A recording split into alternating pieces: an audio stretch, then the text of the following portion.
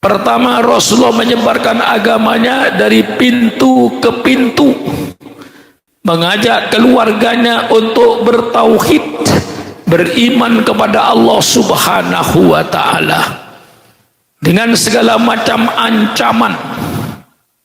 Kemudian Allah perintahkan pada Nabi Muhammad, fasda bima tu'mar wa a'rid anil musyrikin.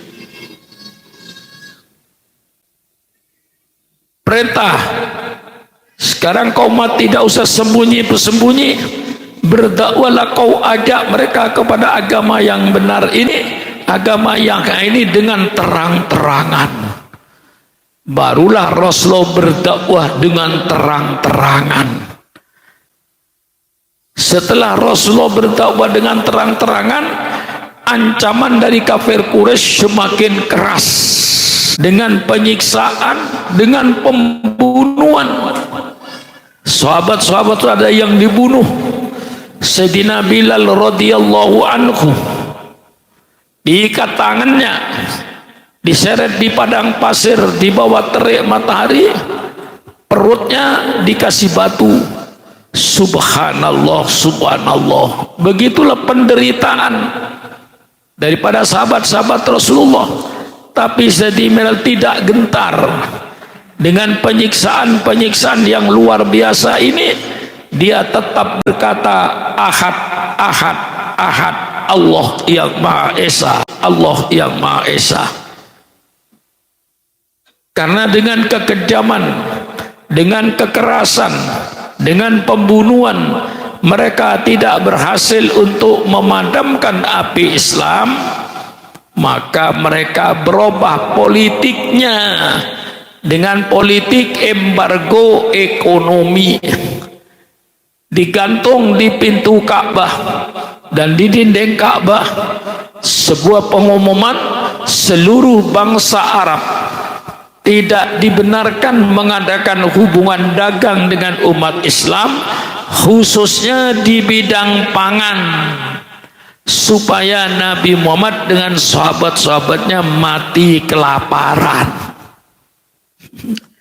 Maka ketika Libya, ketika Irak diembargo ekonominya oleh Amerika Serikat, saya katakan, hai bangsa Libya, hai bangsa Irak, bukan kalian yang pertama merasakan embargo ekonomi. Nabimu dengan sahabat-sahabatnya 1400 tahun yang lalu sudah merasakan tentang embargo ekonomi ini. Bagaimana pahitnya? Tapi ternyata embargo ekonomi pun tidak mampu untuk memadamkan api Islam yang semakin menyala, semakin besar untuk menerangi kegelapan-kegelapan kota Mekah. Akhirnya bangsa Arab, bangsa Quraisy mengadakan perubahan politik dalam Islam, dalam cara mereka dengan politik damai. Didatangi pamannya Abu Thalib, hai Abu Thalib, engkau kan pamannya Muhammad. Muhammad itu ponakanmu. Coba tanya sama ponakanmu maunya apa. Kalau ponakanmu itu berdakwah, menyebarkan agamanya karena ingin jadi raja, kami penduduk Mekah siap untuk mengangkat ponakanmu Muhammad jadi raja di negara ini. Abu Thalib tanya sama ponakanmu itu, kira-kira maunya apa? Kalau ponakan itu maunya ingin jadi orang kaya, kami penduduk Mekah siap untuk menyerahkan kekayaan kami kepada ponakanmu, sehingga ponakanmu menjadi orang yang terkaya di negeri Mekah ini, dengan syarat berhenti jadi nabi, berhenti berdakwanya. Abu Thalib tanya sama ponakanmu maunya apa? Kalau dia ingin kawin dengan anak perawan di kota Mekah ini, saya kumpulkan semua anak perawan, persilakan ponakanmu kawin 1, 2, 3, 4, 5, 6, 7 dan seterusnya, dengan syarat berhenti jadi nabi, berhenti menyebarkan agamanya. Kalau seandainya ini ditawarkan sama kiai sekarang, kira-kira gimana ya?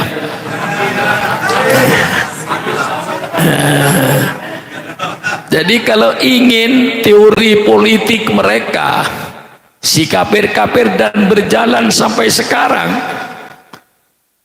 embargo ekonomi pernah dilaksanakan, dengan kekerasan, dengan kekejaman pernah dilaksanakan.